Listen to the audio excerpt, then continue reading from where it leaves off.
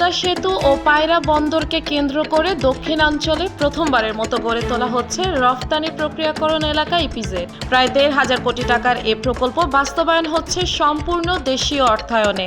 এই ইপিজেডে লক্ষাধিক মানুষের কর্মসংস্থানের পাশাপাশি ১,৫০০ মিলিয়ন বা $১৫০ কোটি বৈদেশিক বিনিয়োগ হবে বলে আশা করা হচ্ছে। দক্ষিণাঞ্চলের বরিশালে এই প্রথম নির্মাণ করা হচ্ছে ইপিজেড। ৪১০ একর জমির উপর গড়ে উঠবে ৩০৬টি শিল্প প্লট। পদ্মা সেতু এবং পায়রা সমুদ্র বন্দরকে কেন্দ্র করে দেশের দ্বিতীয় বৃহৎ এই ইপিজেড প্রকল্প হাতে নেয় সরকার। শেষ হয়েছে প্রকল্পের ভূমি অধিগ্রহণ।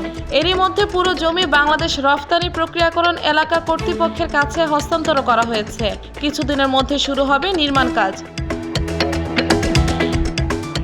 পটুয়াখালীর অতিরিক্ত জেলা প্রশাসক জানান, অধিগ্রহণ করা জমি বেবজার কাছে হস্তান্তর করা হয়েছে। শিগগিরই নির্মাণ কাজ শুরু হবে। নির্মাণ শেষ হলে কর্মসংস্থানের আশেপাশে মানুষকে অগ্রাধিকার দেওয়া হবে। পটুয়াখালী ইপিজেডের প্রকল্প পরিচালক বলেন, ইপিজেড পূর্ণাঙ্গ চালু হলে এখানে প্রায় $১,৫৩০ মিলিয়ন বৈদেশিক বিনিয়োগ এবং প্রতি বছর $১,৮৬০ মিলিয়ন আয় হবে। আর সরাসরি কর্মসংস্থান তৈরি হবে ১ লাখ মানুষের। এছাড়াও ২ লাখ মানুষের পরোক্ষ কর্মসংস্থান হবে। ২০২৩ সালের ২৯ আগস্ট প্রধানমন্ত্রী শেখ হাসিনার সভাপতিত্বে একনেক সভায় প্রকল্পটি অনুমোদন দেওয়া হয়। ২০২৬ সালের জুনের মধ্যে প্রকল্পটি শেষ করার লক্ষ্য নির্ধারণ করা হয়েছে। পায়রা বন্দর চেয়ারম্যান বলেন, এখানে পণ্য উৎপাদনের পর পায়রা বন্দর ব্যবহার করে দ্রুত রফতানি করার সুযোগ থাকায় পটুয়াখালীর ইপিজেডের প্রতি বিনিয়োগকারীদের আগ্রহ বেশি। আর ইপিজেডকে কেন্দ্র করে আমদানি রফতানি বাড়বে পায়রা সমুদ্র বন্দরের।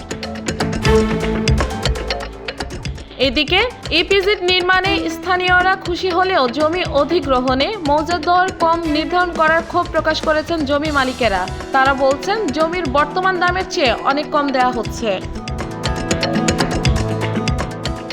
ঢাকা কুয়াকাটা মহাসড়কের পাশে পটুয়াখালী সদর উপজেলার আউলিয়াপুর ইউনিয়নে হচ্ছে এই ইপিজেড।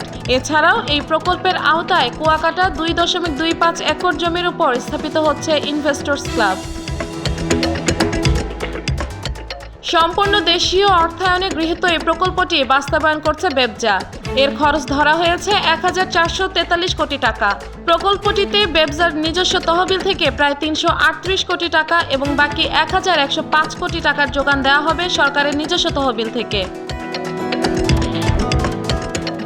প্রকল্পের আওতায় রাস্তা, ড্রেন, 4টি 6 কারখানা ভবন, 3টি 10 তলা আবাসিক ভবন, একটি 6 তলা ও 2টি অফিস ভবন এবং 2টি অন্যান্য ভবন নির্মাণ করা হবে।